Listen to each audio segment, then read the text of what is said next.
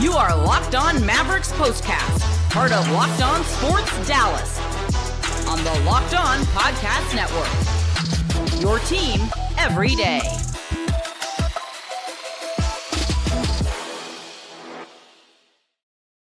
Wow, what a game, what a finish, and in what appeared to be heading towards one of the Mavs' better wins of the season, or at least one of the better wins of 2025, as the Mavs were this close to stealing a win in Indiana. In the end, it was the Pacers who stole it back, and they go on to beat the Mavs in a stunning finish in Indiana, 135 to 131. It's been that kind of season for the Mavs, and they suffer yet another bad loss tonight, 135 to 131. Here we go.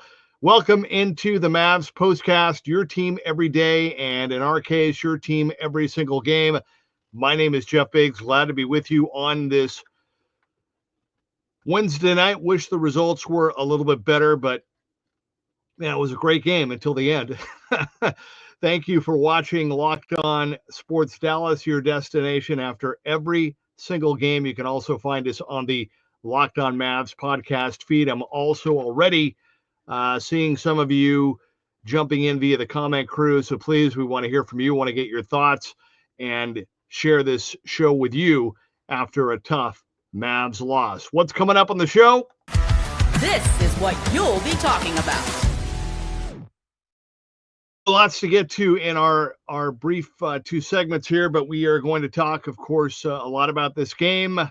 What a game, a monster game it turned out to be for PJ Washington, who has really asserted himself and has stepped it up to be kind of the leader now for this Mavs team here down the stretch as the losing streak hits 4 in a row and 9 out of 10. We'll also talk about what a return for Jaden Hardy off the bench, although poor Jaden, man, you're gone for 2 weeks and you end up with all kinds of, I mean, talk about being involved in the game. He was involved in a turnover, missed free throws, and that terrible call by Sheree Mitchell that was just brutal. I mean, you're going to call the game.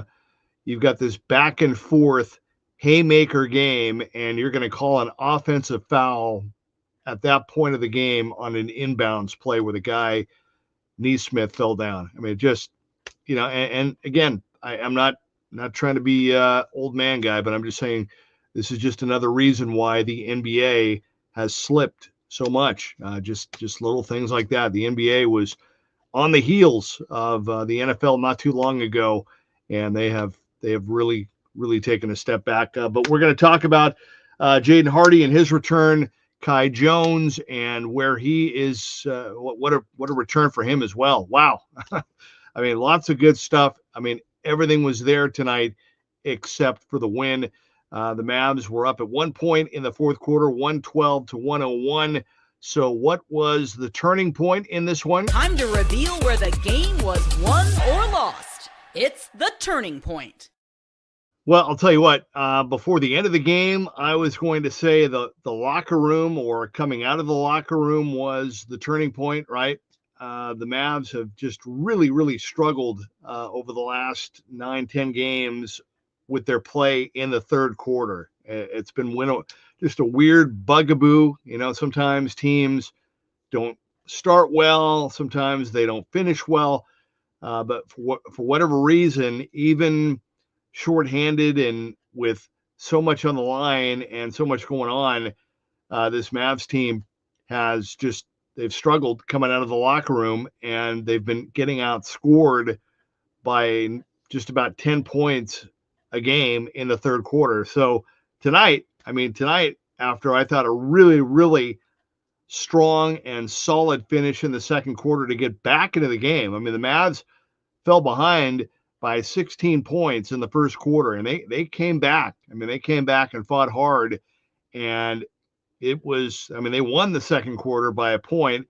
They were still down by 11 at halftime, but they fought back to stay in the game, which they did, And then in the third quarter, they came out and outscored the Pacers 34-22.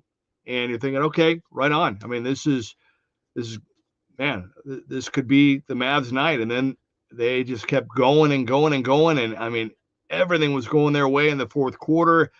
And it just turned into, like I said, haymakers. I mean, it was the Mavs were up 112-101.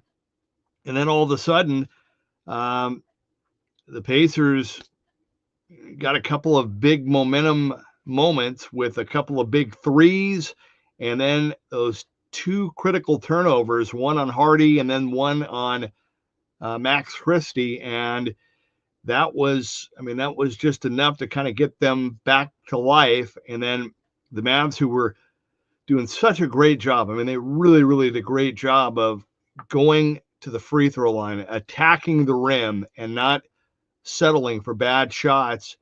And then they missed 6 free throws in crunch time in the fourth quarter, and they lose by 4. I mean, sometimes it can really be that simple, that and unfortunately, and look, I'm not piling on here. I mean, the Mavs again only had 8 players available, and they still almost pulled it out. And like I said, this would have been without a doubt their biggest win of 2025, I think, so far, one of them anyway, without a doubt, the season too. But it was right there. And I just think the turnovers, the 2 steals for the Pacers, the missed free throws, and then again, that horrendous call by Sheree Mitchell. I mean, what a game changer. I mean, you're the Pacers, you're in the position to have an offensive possession, and then you get called with a foul, and it's just a terrible way to end a game. And I've talked about this before. I mean, the NBA will handle it, and it will be dealt with privately, but I mean, that really does the Mavs no good at this point. And like I said, just a really, really disappointing way for that game to end. So 135-131. As I said, we want you to jump in and be a part of the show via the comment crew. Let's see who we have so far tonight. We got Daniel Berry back, and he's saying, what's up? Daniel, what's up, my man? Love to get your thoughts on this one as well.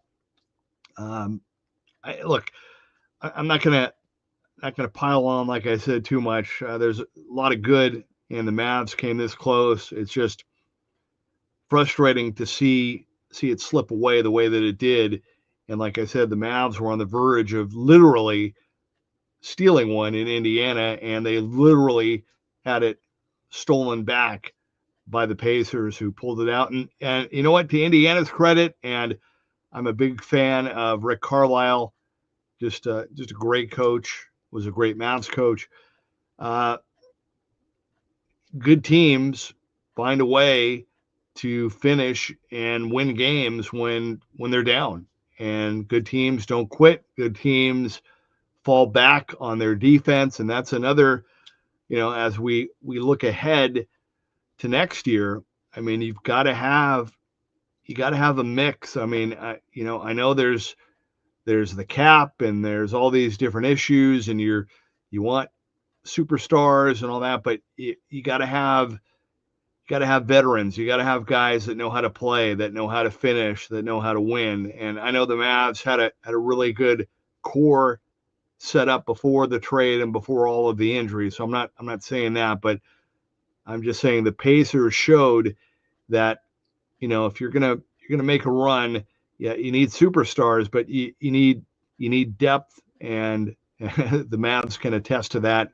And you need guys that know how to play the game, know how to win, know how to defend, and know how to finish. So, all right, we're going to take our first timeout, our only timeout, and then we will come back and wrap up the show. We've got our player of the game, and we will give you some of the numbers as well. But no doubt about it, very tough one tonight for the Mavs, who almost pulled it out in Indiana, but ended up falling to the Pacers 135-131. This is the Mavs Postcast. All right. Well, want to let you know what's going on with our friends at Prize Picks and what they're doing. Basketball season is heating up, and there is no better way to get in on the action than with Prize Picks, the best place for daily fantasy sports. Now, with Prize Picks, you just pick more or less on at least 2-player projections for a shot to win up to 1,000 times your cash. It's really easy to use, and it's available in over 30 states, and it lets you mix and match projections across different sports. I mean, how cool is that? So you can build lineups. You can select a player for more than 25 points. You can select another player for more than 8 rebounds. And it's really quick and easy to use. Prize Picks makes it simple. You can set your lineup in less than 60 seconds, and you can stay engaged all game long. Also, the payouts are fast. When you win, your money hits your account in as little as 15 minutes, so there's no waiting around. I like this too. Taco Tuesday deals. Every Tuesday, Prize Picks discounts select player projections up to 25%, giving even more value to your lineup. So here's what you do. You download the app today, use code LOCKEDONNBA to get $50 instantly after you play your first $5 lineup.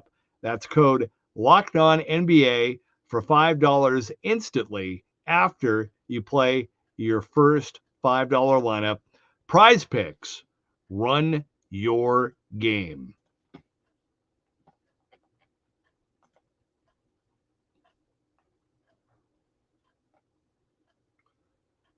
All right. And also, when it comes to grocery shopping and meal planning, I don't know about you, but there's kind of this ongoing problem that a lot of people deal with. You don't have the time. I mean, between work life and trying to eat healthier, you can really get stressed out, and you can go to the grocery store and buy things that you don't need, and then you end up with no time to actually cook, and then trying to stick to your health goals, that really becomes a struggle as well. But everything changes when you discover Hungry Root. Honestly, they are a game changer. It's the easiest way to eat healthy without all the stress. Now, with Hungry Root, it's like having a personal shopper and a nutritionist all in one. They take care of grocery shopping, recommending meals, and groceries based on your tastes and health goals, from anti-inflammatory to high protein and gluten-free options.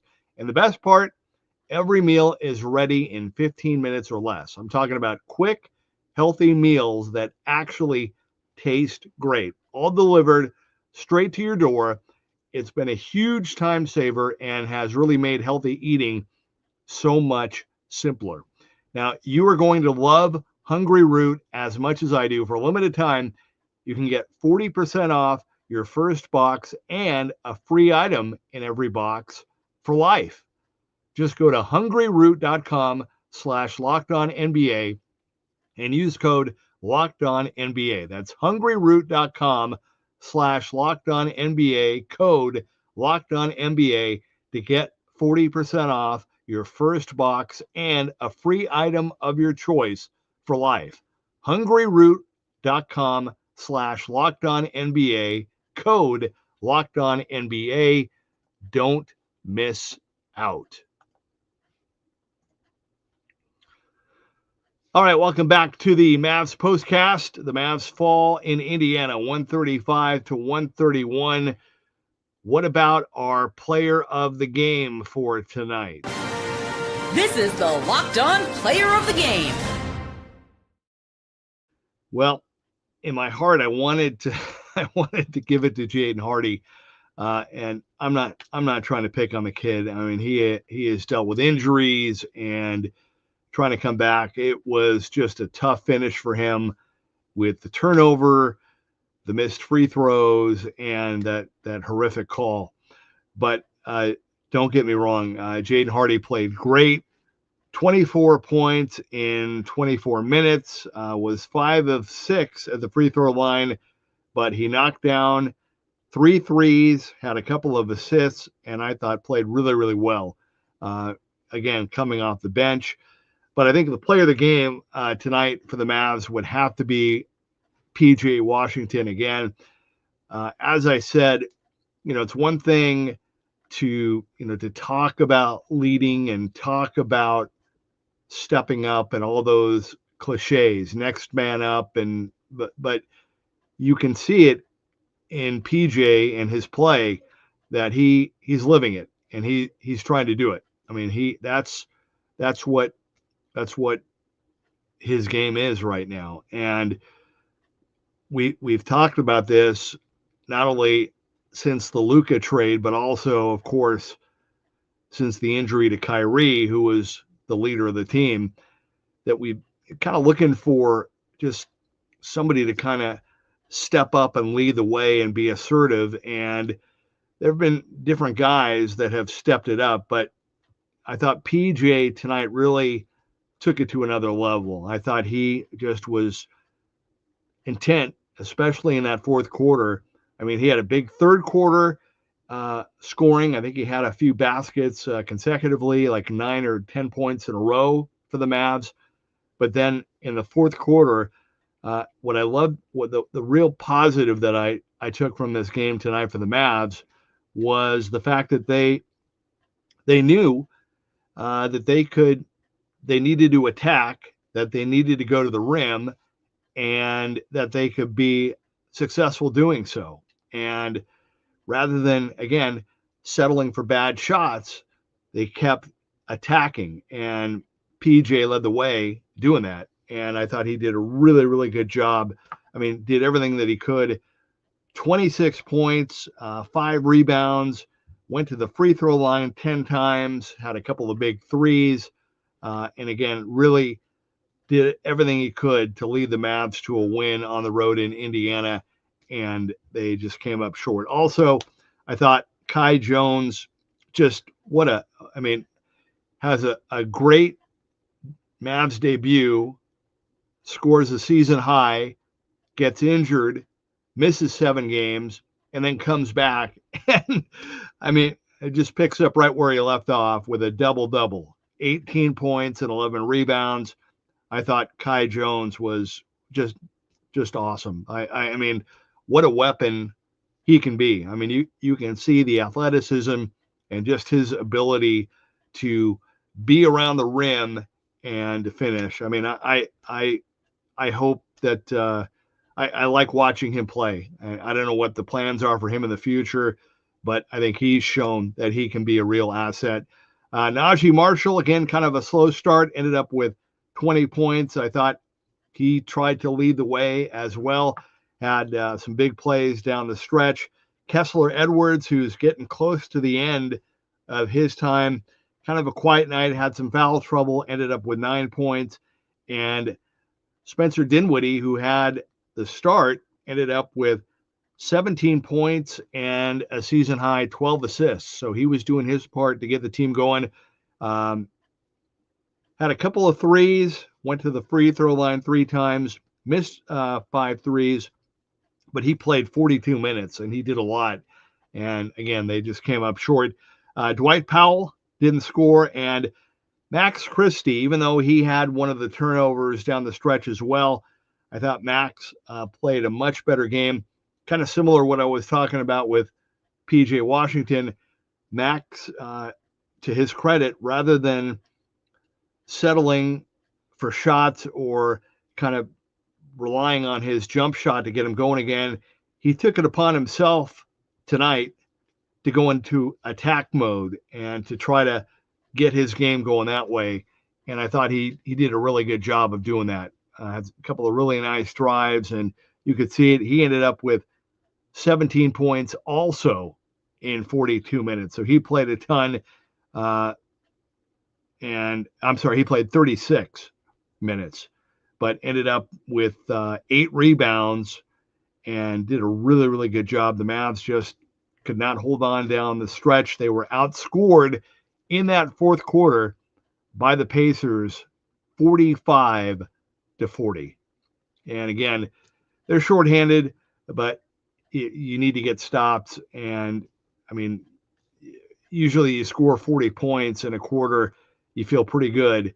And they came up short tonight by 4, 135-131.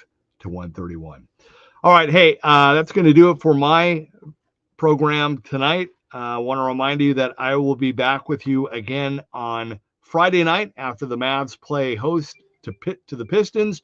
They return home to take on Cade Cunningham in Detroit. Cade Cunningham will be making his first appearance, play his first game in the AAC, so that'll be fun. Looking forward to that.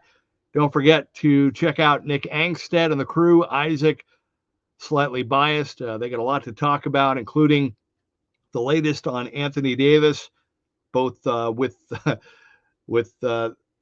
G League and also his golf game. So that's coming up as well. But no, Nick, their show is coming up, and they'll have the very latest on everything that's going on. And again, I will be back with you on Friday night. But once again, our final score tonight, the Mavs fall short. They have one stolen in Indiana by the Pacers, 135-131. This has been the Mavs Postcast.